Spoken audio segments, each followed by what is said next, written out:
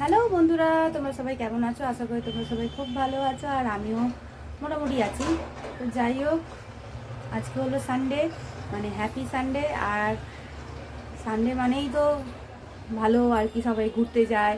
আর এখন যেহেতু পুজোর টাইম, তাই শপিং টাইম এখন সবাই এখন মার্কেটিং করছে। রবিবার হলে বেশি করে, কারণ ছুটির বার থাকে, তো অফিস ছুটি, সব কিছুই ছুটি থাকে।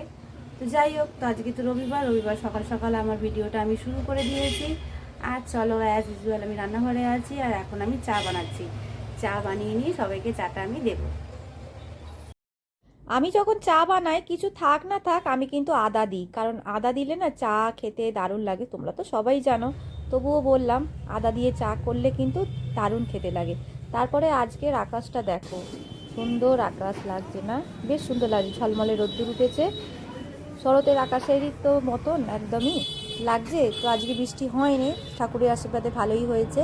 আর আজকে দেখো, আর্যর বাবা নিয়ে এসেছিলো মটন, আর এখানে আমি সব রকম মশলা দিয়ে ওপর থেকে সর্ষের তেল ছড়িয়ে দিয়ে মাংসটাকে আমি ভালো করে মাখিয়ে রেখে দেব। প্রায় 1 ঘন্টার মতন রাখবো, তারপরে আমি এই মটন রান্নাটা করে নেব। দেখো, এখানে আমার সব রকম মশলা কিন্তু মাখানো হয়ে গেছে। এবার এটা 1 ঘন্টা থাক।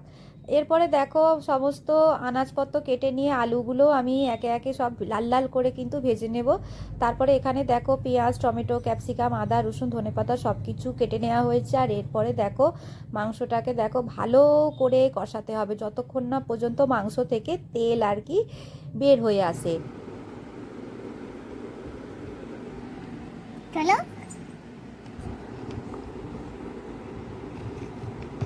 রেখে দাও, ওগুলো লাগবে লাগবে লাগবে লাগবে, রেখে দাও, থাকো।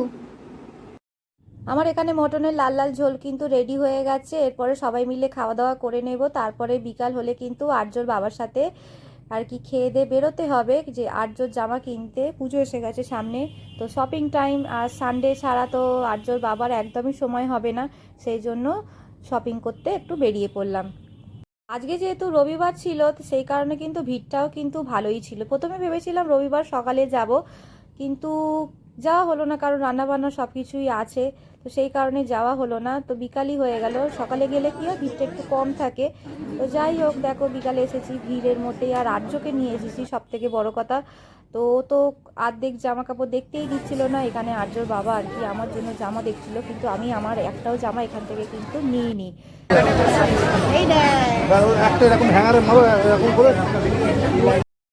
তো এখানে দেখো, আমি আর আর্য দাঁড়িয়ে আছি। আর্যর বাবা ওখানে কাউন্টারে গেছে আর কি বিল করাতে। প্রচণ্ড পরিমাণে ভিড় ছিল, আর লাইনও পড়েছিল খুব। আর এখানে দেখো কতগুলো ট্রলি গিফট দিচ্ছে আর কি, 5,000 টাকার ওপরে আর কি শপিং করলে কিন্তু ট্রলি ব্যাগ কিন্তু ফ্রি। ঠিক তাই আমরাও কিন্তু একটা এরকম ট্রলি ব্যাগ পেয়েও গেছি। আর্যকে দেখো এখানে দাঁড়িয়ে আছে, ওর বাবা বলেছে যে দেখ কোনটা নিবি। তো যাই হোক, কোনটা নিবি কি, সবটাই তো একই লটে আসা, সব যে কোনো একটার মধ্যে আমি নিয়ে নিয়েছি। আর দেখো, বাড়িও নিয়ে চলে এসেছি। গিফট আইটেম যেমনই হোক, কারই না ভালো লাগে বলো পেতে। ভিডিওটা কেমন লাগলো অবশ্যই জানিও।